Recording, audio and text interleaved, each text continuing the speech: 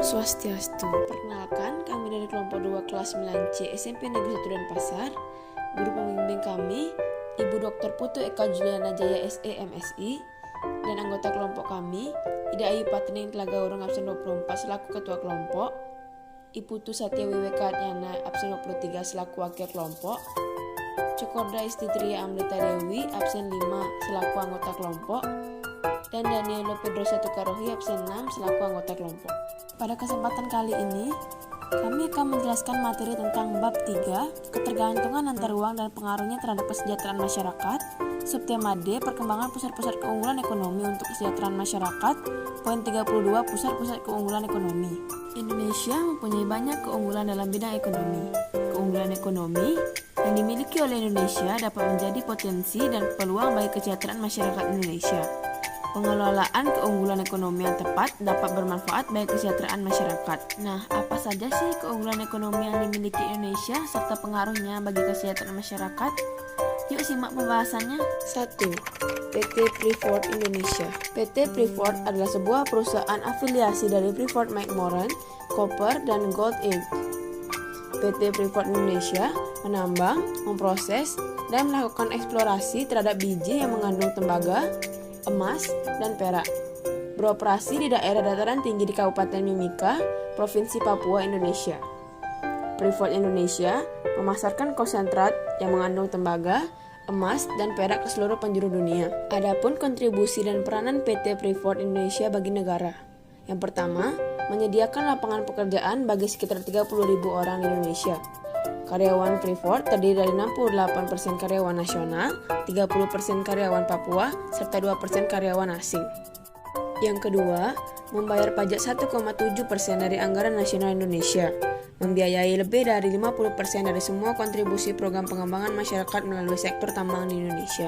Yang ketiga, membentuk 0,8% dari semua pendapatan rumah tangga di Indonesia.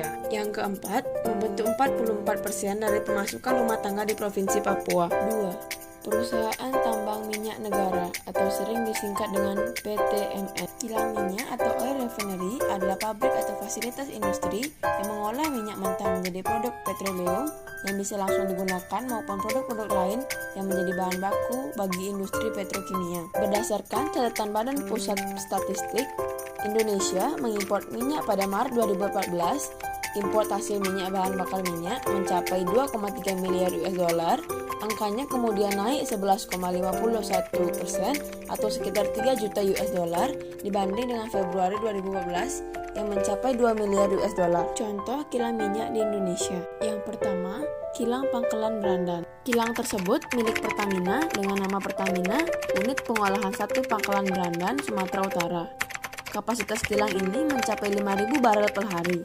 Sayangnya, kilang ini sudah ditutup sejak awal 2007 karena tidak cukupnya pasokan minyak mentah maupun gas. Apalagi kilang ini sudah sangat tua. Yang kedua, Kilang Dumai atau Sei Pakning di Riau. Kapasitas kilang Dumai mencapai 127.000 barel per hari.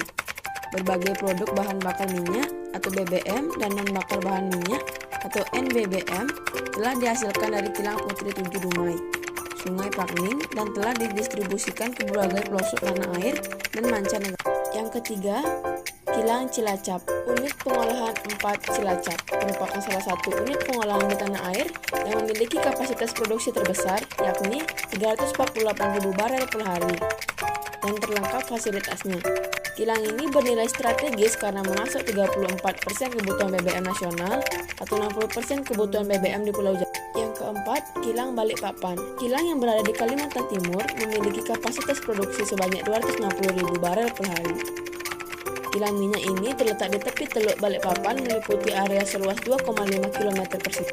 Yang kelima, Kilang Kasim. Kilang BBM Kasim mempunyai kapasitas 10.000 barel per hari. Dirancang untuk mengolah crude atau minyak mentah, Walio 60% dan Salawati 40%. Dari total produksi BBM RU7 dapat memberi kontribusi sekitar 15% dari total kebutuhan Malirja atau Maluku dan Irian. Yang keenam, Kilang Balongan. Kilang ini merupakan kilang paling terakhir dibangun Pertamina dari 7 kilang yang dimiliki Pertamina. RU6 Balongan mulai beroperasi sejak 1994. Kilang ini berlokasi di Indramayu, Jawa Barat. Yang ketujuh, Kilang Cepu. Pada tanggal 5 Oktober 1945, berdasarkan maklumat Menteri Kemakmuran nomor 5, daerah perminyakan Cepu secara resmi menjadi perusahaan tambang minyak negara. Tugasnya menjamin pengadaan BBM untuk rakyat dan pertahanan di Jawa. 3. Batik Indonesia. Batik adalah kerajinan yang memiliki nilai seni tinggi dan telah menjadi bagian dari budaya Indonesia. Batik adalah kain bergambar yang pembuatannya secara khusus dengan menulis atau menggerakkan malam pada kain itu. Kemudian pengolahannya diproses dengan tertentu yang memiliki kekhasan batik Indonesia secara teknik, teknologi, serta pengembangan motif dan budaya. UNESCO telah menetapkan batik sebagai warisan kemanusiaan untuk budaya lisan dan non-bendawi sejak tanggal 2 Oktober 2009. Dilihat dari tekniknya, batik dibagi menjadi 3, yaitu yang pertama batik tulis, merupakan kain yang dihiasi dengan tekstur dan corak batik yang menggunakan tangan. Satu kain batik dapat dihasilkan dengan waktu kurang lebih 2-3 bulan. Yang kedua, batik cap. Adalah kain yang dihiasi dengan tekstur dan corak batik yang dibentuk dengan cap. Biasanya terbuat dari tembaga. Butuh waktu 2-3 hari untuk pembuatan batik ini. Yang ketiga, batik lukis. Adalah proses pembuatan batik dengan cara melukis pada kain putih. Pewarnaan pada batik tulis biasanya menggunakan serat-serat alami. Kesimpulan. Jadi, kesimpulan dari materi ini adalah Indonesia memiliki banyak keunggulan di bidang ekonomi yang dapat menjadi potensi dan peluang bagi kesejahteraan rakyat. Pusat keunggulan ekonomi di Indonesia terdiri dari PT Freeport Indonesia, Perusahaan Tambang Minyak Negara atau disingkat PTMN, serta keunikan batik Indonesia yang tentunya masing-masing pusat keunggulan ekonomi memiliki kontribusi dan peranan tersendiri bagi negara. Adapun tips mencegah COVID-19, yaitu menerapkan 3M, yaitu memakai masker, mencuci tangan, serta menjaga jarak. Sekian pembawaan materi dari kelompok kami. Kami mohon maaf jika ada kesalahan kata maupun kalimat selama penyampaian materi. Kami ucapkan terima kasih karena telah menyaksikan video kami.